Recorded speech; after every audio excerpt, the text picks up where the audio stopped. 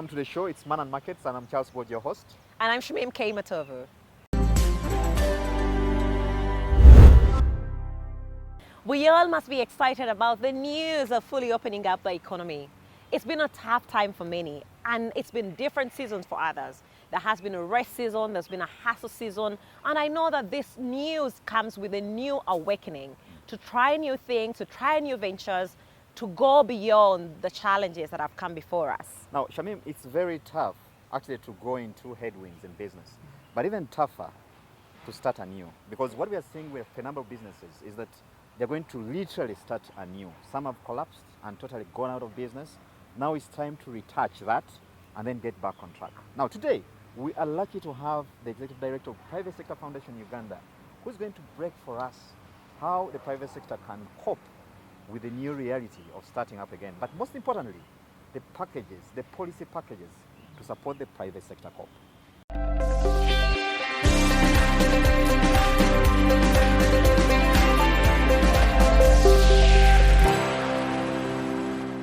As the economy opens, production begins to move, consumption increases, there's more money in the pocket, and therefore when money begins to circulate, more jobs are created, business opportunities are created, and I think we got to see the wheels beginning to move, and obviously the demand and supply issues will come in, and obviously the economy will grow.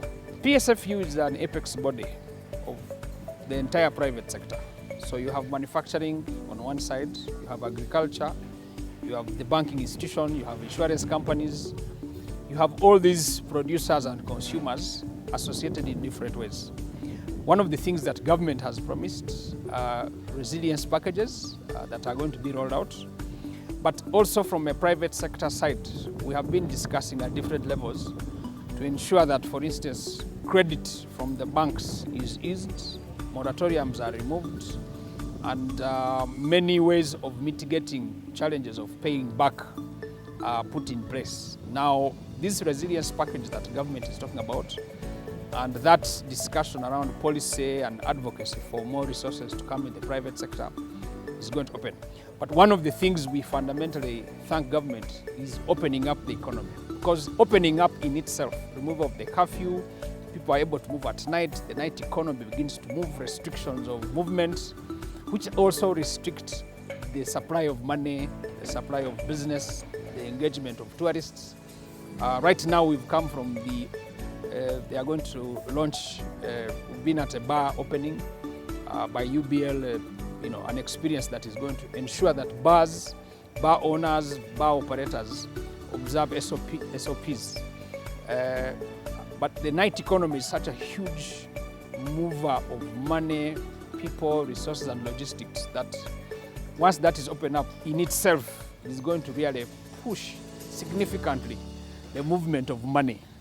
Money means there is production, there is supply, there is demand, jobs are created, business opportunities expand, and obviously we begin to see a breather in the economy, and that's good for us as an ecosystem.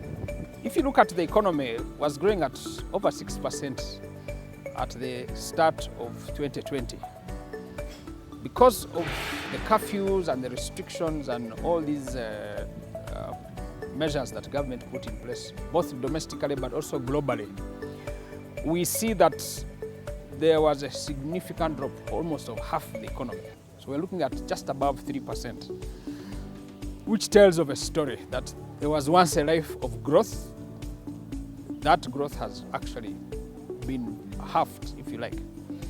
And therefore, the resurgence, the recovery, the resilience of the economy, in many ways than one, will open up to new opportunities. So what was formerly closed is going to start opening. What had been stopped, what had not been moving is going to open up. And I think that newer opportunities are going to emerge. But what has also shown is that now we can operate inadvertently, even where we have had challenges. So issues to do with movement, meetings, the new normal. We've seen an emergence of more reliance on technology, Zoom meetings, webinars, but also I think that people have been hungry for movement. So tourists are going to come back, the airlines are going to breathe again, Transport companies are going to breathe again. Consumption, which means that food, agriculture production is going to come back.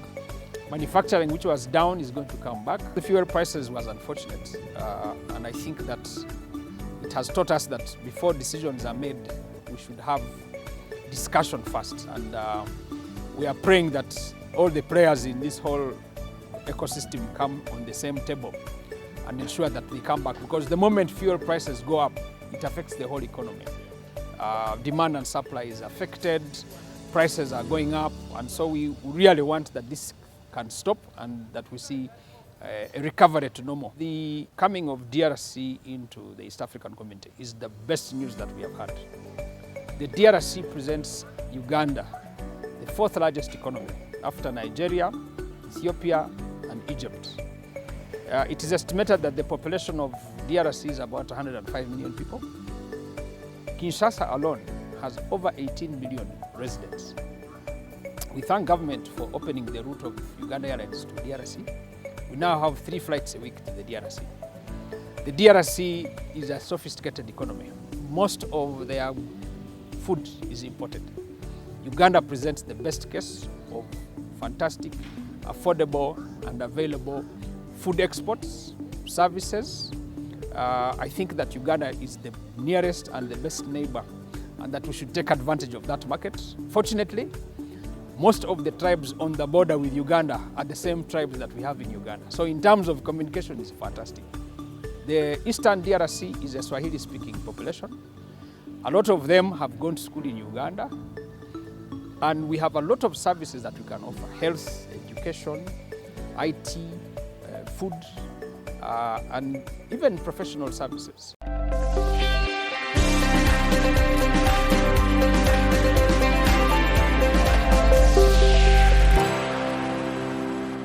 Now, for years, Uganda has been running a trade deficit with a number of its trading partners. Now, there are reasons responsible for this reality. Today, we try to find out why, especially during the lockdown, we saw the highest trade deficit the country has ever run in history. Why was this the case, and what can be done to bridge the gaps?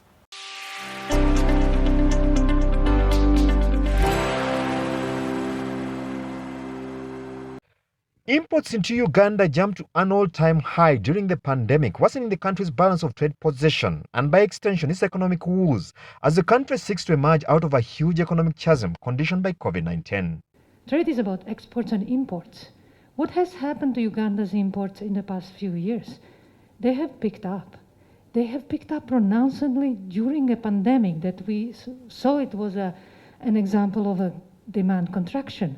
The current account deficit last year was 10.2% of GDP. This is the highest in Uganda's history. This is a drain on resources, drain on foreign exchange reserves that are much needed for other purposes, including for servicing the debt. In a nutshell, Uganda is buying from foreign countries a lot more than it exports, which, in addition to draining its limited foreign currency reserves, is also tantamount to exporting jobs and other associated benefits of healthy domestic production.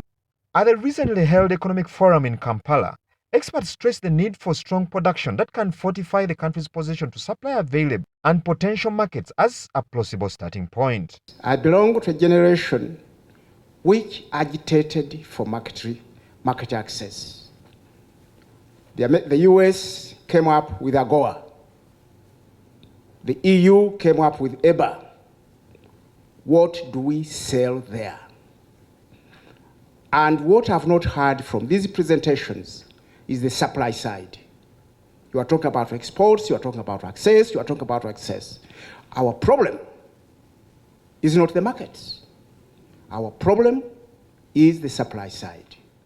Until we address that, not only in doing, but in presentations like this, we are not serious. I'm sorry. A few years back, Uganda adopted an import substitution trade strategy in order to improve its perennial negative balance of trade position.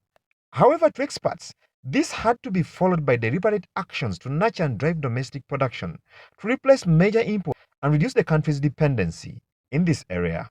We don't talk a lot about investment facilitation, but there are many people, there are many investors who are going to see Uganda as a launch pad for the market, for the continental market.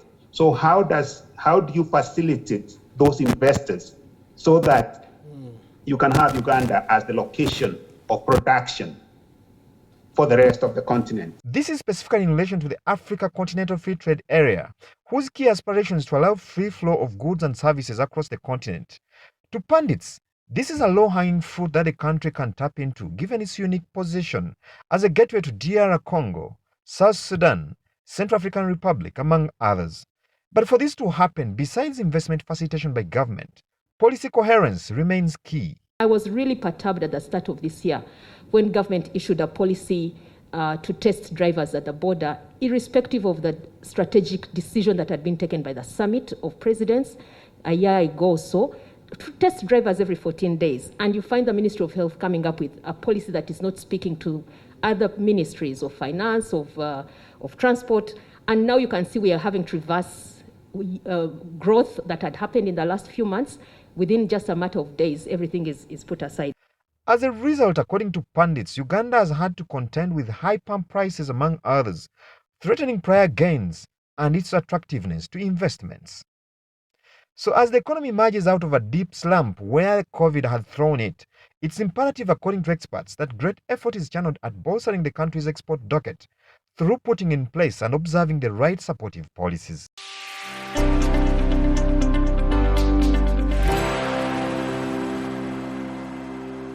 It is time now to take a very short commercial break. We'll pick it from there after this break.